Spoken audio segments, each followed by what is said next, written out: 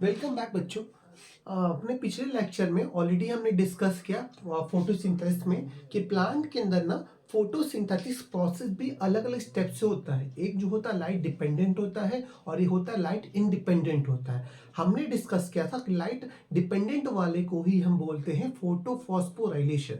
तो आज के लेक्चर में हम फोटोफॉस्फोराइलेशन के नॉन साइक्लिक के बारे में बात करेंगे। तो चलिए स्टार्ट करते हैं। तो लाइट रिएक्शन,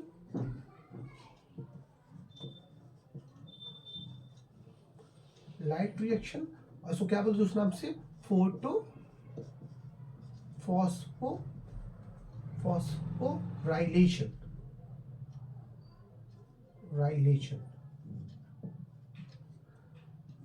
फोटोफॉस्फोराइलेशन। और ये भी दो टाइप के होते हैं लाइट रिएक्शन।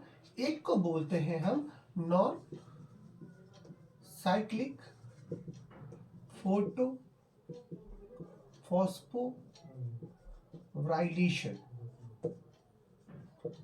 वेयर एज दूसरे को ये हम बोलते हैं साइक्लिक फोटो फॉस्फोराइलेशन। मतलब ये जो नॉन साइक्लिक फोटोफॉस्फोराइलेशन जो है वो कहाँ होता है? ये होता है थैलाकॉइड के अंदर। वेयर एज साइक्लिक आपका फोटोफॉस्फोराइलेशन कहाँ होता है? ये होता है आपका स्टोमिनल लैमेला के अंदर। ठीक, चलिए तो सबसे पहले लिख लेते कहाँ पे होता है, कहाँ होता है आपका? ये होता है थैलाकॉइड के अंदर, थैलाकॉइड के अंदर। ठीक है, नॉन साइक्लिक फोटोफॉस्फोराइलेशन। दूसरी बात करें, इसमें दो तरह के सिस्टम होते हैं। इसमें एक सिस्टम को बोलते हैं PS1 और इसके साथ साथ एक सिस्टम और होता है, उसको बोलते हैं PS2 आपका। ठीक है, और ये एक ऐसा रिएक्शन है जिससे इसके अंदर ऑक्सीजन लिबरेशन होता है। बात करें अगर एक स्ट्रक्चर की, तो ये कहाँ से स्टार्ट होता है? ये होता है आपके, सबसे पहले हम बनाएंगे एक आपका लाइट हार्वेस्टिंग कॉम्प्लेक्स के बारे में। तो लाइट हार्वेस्टिंग कॉम्प्लेक्स के अंदर है क्लोरोफिल ए। ठीक, ये आपके एक्सेसरीज पिगमेंट हैं जो लाइट हार्वेस्टिंग कॉम्प्लेक्स में होते हैं आपके।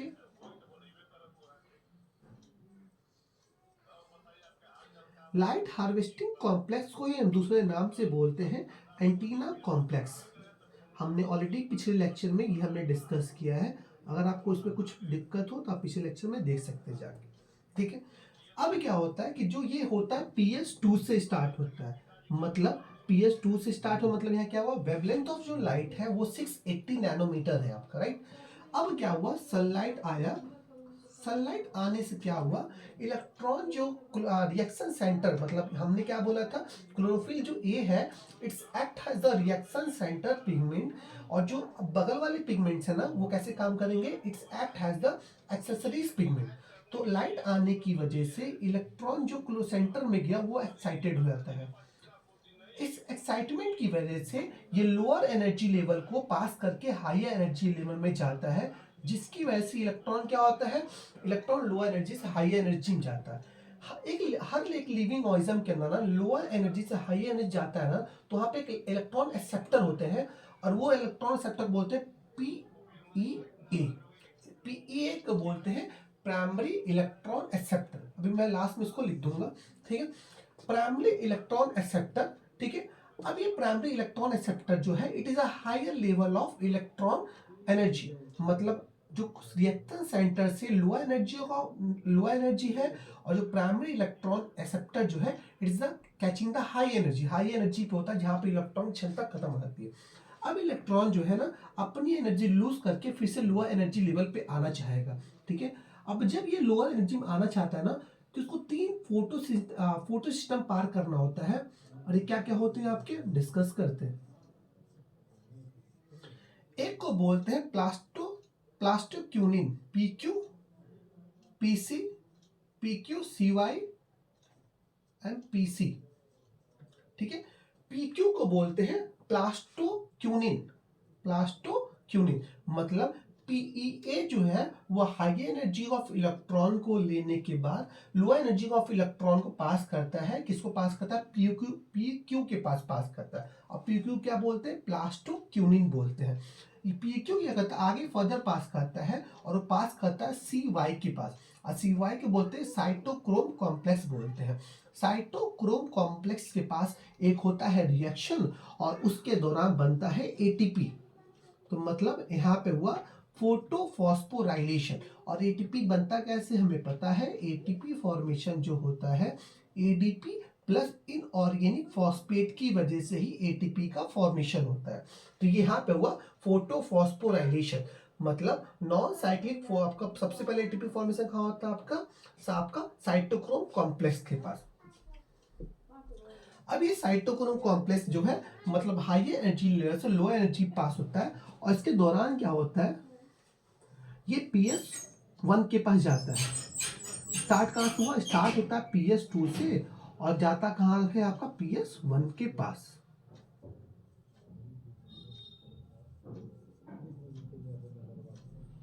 आप इसको करीब करीब बनाइएगा, आप जब बनाओगे ना डायग्राम, तो ये लाइट हार्वेस्टिंग कॉम्प्लेक्स के जो एक्सेसरीज पिगमेंट इसको करीब करीब आप बनाइएगा, आप ऐसे मत बनाइएगा, ठीक है, आप इसको करीब बनाइएगा।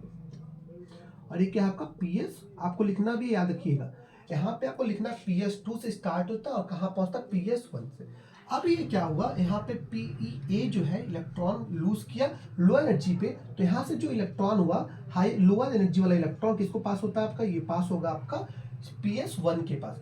PS1 के पास इलेक्ट्रॉन का सोर्स दो होता है, एक तो जो सनलाइट होता है वो एक सोर्स है, दूसरा जो है जो इलेक्ट्रॉन जो है आपका आया PS2 से, ठीक है। अब आते हैं आगे, अब यहाँ पे भी सिंपल सा ये होगा कि दोनों जगह इलेक्ट्रॉन आने की वजह से इलेक्ट्रॉन फिर से एक्साइटेड होंगे, और एक्साइटमेंट कहाँ से होती है, ये एक्साइटमेंट जो होता है ये होता है आपका ये एक्साइटमेंट जो होता है आपका होता है रिएक्शन सेंटर पिगमेंट के अंदर।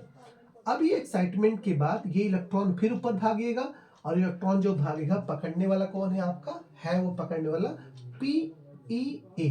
फिर से हम इसको बोलेंगे प्राइमरी इलेक्ट्रॉन एक्सेप्टर, ठीक है। अब ये प्राइमरी इलेक्ट्रॉन एक्सेप्टर जो है it is the higher level of energy, right. अब ये हायर ऑफ एनर्जी से वजह से ये लोअर एनर्जी ऑफ लेवल को पास करेगा, और ये जो पास करता है किसको पास करता है, FD को बोलते हैं फेरेडॉक्सिन, क्या बोलते हैं, फेरेडॉक्सिन बोलते हैं। अब ये जो है फर्दर जो पासमेंट करेगा ये क्या करता है आपका, ये जो है NADPH2 NADP जो ऑलरेडी स्ट्रोमा के अंदर तैरता है, ये NADP है ना, वो ऑलरेडी जो होता है स्ट्रोमा के अंदर है, राइट। जो हम क्लोरोप्लास्ट का स्ट्रोमा है ना उसके अंदर ऑलरेडी NADP आपका है। अब यहाँ पे हम रुक जाते हैं, रुकते क्यों है, क्योंकि हमें आगे रिएक्शन देखना है। मतलब ये जो जितना हो रहा है ना ये पूरा प्रोसेस, ये कहाँ हो रहा है, इसको छोड़ के ये जो जितना हो रहा है प्रोसेस ये हो रहा है थैलाकॉइड के अंदर। मतलब ये जो साइकिल चल रहा है ना ये कहाँ हो रहा है, थैलाकॉइड के मेम्ब्रेन के अंदर। मतलब आउटर मेम्ब्रेन अगर बात करें तो ये दोनों मेम्ब्रेन के अंदर, मतलब ये वाला जगह पे आपका हो रहा है आपका ये पूरा स्टेप्स। अगर दूसरे स्टेप की बात किया जाए, दूसरे स्टेप में क्या है, पानी का टूटना। पानी का H2O जो है अपने आप को तोड़ता है H और O2, किस में फॉर्म में, तो दो फॉर्म में टूटता है, एक H में और एक O2।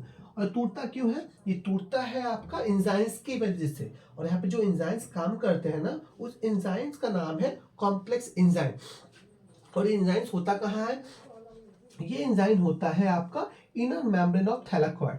और पानी का टूटना जो होता है यहीं पे होता है, मतलब लुमेन ऑफ थैलाकॉइड के अंदर पानी का टूटना होता है, राइट। अब ये पानी टूटा, अब पानी टूटने से क्या हुआ, रिलीज हुआ O और H, आपका H2, राइट। अब ये जो H2 है ना वो अपने आप को रिलीज करके और आपका पहुंचता है आपका स्टोमा के अंदर, ठीक है। और स्टोमा के अंदर NADP के पास पहुंचता है। अब ये जो NADP है ना, NADP पास होता है, यहाँ पे होता है एंजाइम, और इस एंजाइम को बोलते हैं NADP रिडक्टेस। एंजाइम क्या बोलते हैं, NADP रिडक्टेस। अगर बात किया जाए NADP फुल फॉर्म की बात करें तो इसको बोलते हैं निक्टोएमाइड डाई न्यूक्लियोटाइड फॉस्फेट रिडक्टेस, ठीक है। ये आपका जो है फुल फॉर्म है। NADP जो होता है, NADP रिडक्टेस क्या करता है, जो स्टोमा के अंदर NADP है साथ में जो हाइड्रोजन आपका ल्यूमेंस के बाद मतलब पानी के टूटने के बाद आया उसको दोनों को मिला के बनाता है, यहाँ पे रिलीजमेंट होता है NADPH2, या इसके अलावा हम इसको और भी लिख सकते हैं NADPH2, एच आयरन, ठीक है।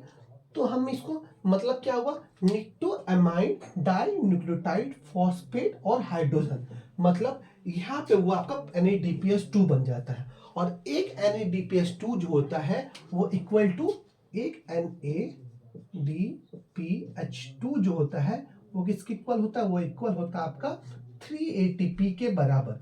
मतलब यहाँ पे 4 ATP का फॉर्मेशन जो है 2 स्टेप्स के अंदर हो गया। एक जो फॉर्मेशन होता है एटीपी का वो होता है साइटोक्रोम कॉम्प्लेक्स के बाद, वेयर एज दूसरा जो एटीपी का फॉर्मेशन होता है वो होता है स्टोमा के अंदर। मतलब ये जो रिएक्शंस आपके देख रहे हो ना, कहाँ हो रहा है बेटा, ये हो रहा है स्टोमा के अंदर, स्टोमा ऑफ क्लोरोप्लास्ट के अंदर। और इसी को हम बोलते हैं नॉन साइक्लिक फोटोफॉस्फोराइलेशन। याद क्या रखने की बात है, नॉन साइक्लिक फोटोफॉस्फोराइलेशन जो होता है वो होता है थैलाकॉइड के अंदर। थैलाकॉइड के अंदर कहाँ पे होता है, आउटर इनर मेम्ब्रेन के बीच में ये होता है। ये हमेशा जो स्टार्ट होता है ये होता है PS2 से स्टार्ट होता है और खत्म कहाँ पे होता है, खत्म होता है PS1 पे खत्म होता है। दूसरी बात कि इस दौरान क्या होता है, फॉर्मेशन ऑफ एटीपी और NADPH होता है। एटीपी का फॉर्मेशन जो होता है साइटोक्रोम कॉम्प्लेक्स के पास होता है, वेयर NADP का फॉर्मेशन जो होता है स्टोमा के अंदर होता है। यहाँ पे पानी के मॉलिक्यूल्स भी टूटते हैं। पानी के जो मॉलिक्यूल्स होते हैं टूटते कहाँ हैं, ये टूटते हैं लूमेन ऑफ थैलाकॉइड के अंदर, जिसकी वजह से नेसेंट फॉर्म में ऑक्सीजन निकलता है जो हवा में उड़ जाता है स्टोमेटा के ओपनिंग की वजह से। दूसरा जो होता है हाइड्रोजन होता है, हाइड्रोजन जाके है NADP के पास जुड़ता है। और ये जब NADPH के साथ जुड़ता है तो यहाँ पे होता है एक एंजाइम काम करते हैं, उस एंजाइम का नाम है NADP रिडक्टेस। फुल फॉर्म की बात किया जाए तो इसको बोलते हैं निक्टोअमाइड डाई न्यूक्लियोटाइड फॉस्फेट और रिडक्टेस।